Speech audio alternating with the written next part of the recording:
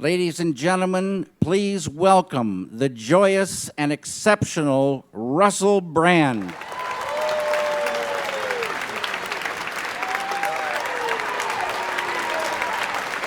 Thank you. Thanks. Thanks for that welcome. Thank you for that introduction, mysterious disembodied voice from the wings.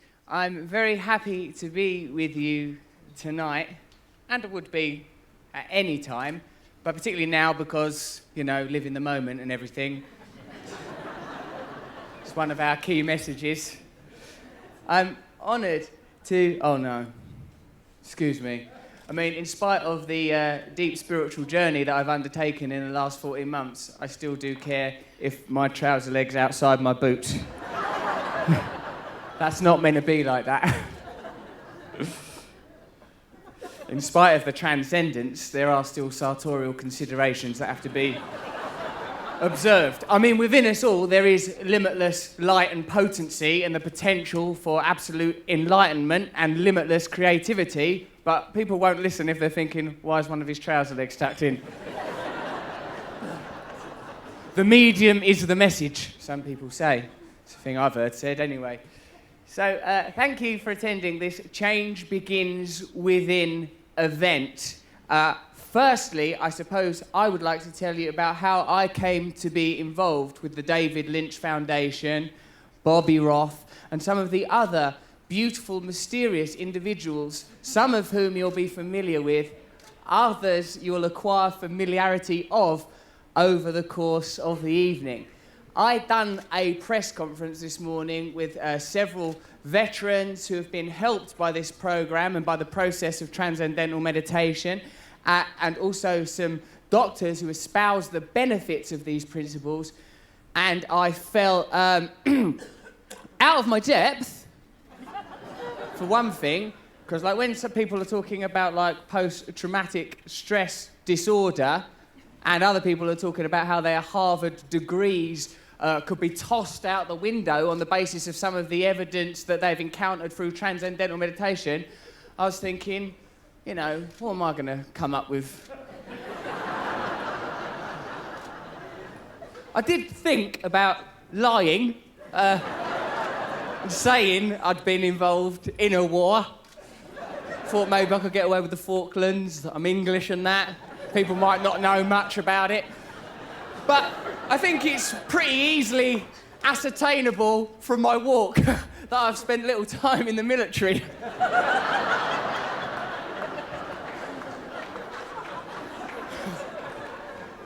Few people, in fact, return from the Middle East saying, I think the worst thing about the time we spent during that war was sometimes our fatigues would get caught in our boot and it was asymmetrical. It's much, much more serious and powerful than that. And in fact, the David Lynch Foundation, I have observed, has focused its attention and its philanthropy in areas of society most in need of benefit. Schools, homeless people, the native people of this country, and of course, the military. Now, I, as you have already clearly gathered, am not qualified to talk in detail about the humanitarian aspects of this charity, but I can talk personally about what the foundation has meant for me and what the practice of TM has done for me. I met Bob Roth and David on account of I was making a documentary about the search for happiness from the perspective of someone. I grew up with not much money, wanted to be famous and stuff, got some money and some fame, and discovered, to my chagrin and astonishment, that did not fulfill my desire for happiness.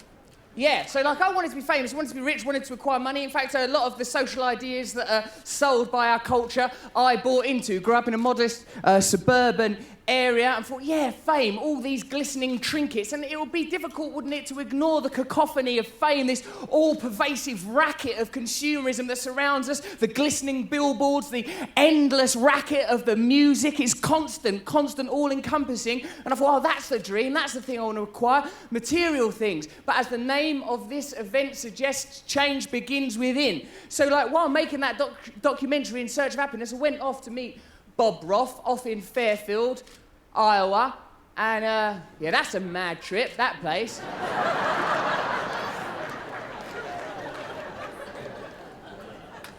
A lot of people are admittedly deeply enlightened.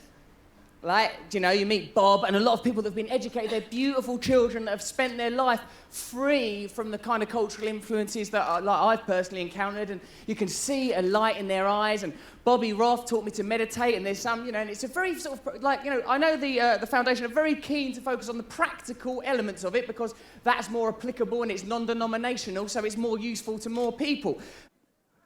But I'm interested in the spiritual elements of this Transcendental Meditation program, and that's where I found it most fulfilling. Get there, Bobby Roth takes you off, teaches you Transcendental Meditation, a lovely process. You're given a mantra, which you mustn't tell anybody. That's really hard, eh? Because I've got a really good one. You can't tell no one your mantra. That's really difficult at first. And when I met some of the children in Fairfield, I was like, oh, it's difficult, isn't it, that you can't tell no one your mantra? And, like, this girl agreed with me. She said, yeah, like, I found it really hard as well, Russell. So, you know, it is difficult, like, when you first get your mantra, because you want to tell everybody, about it. And I goes, yeah. How old were you when you learned to meditate? She was 5, though. I was in my 30s. I'm behind emotionally.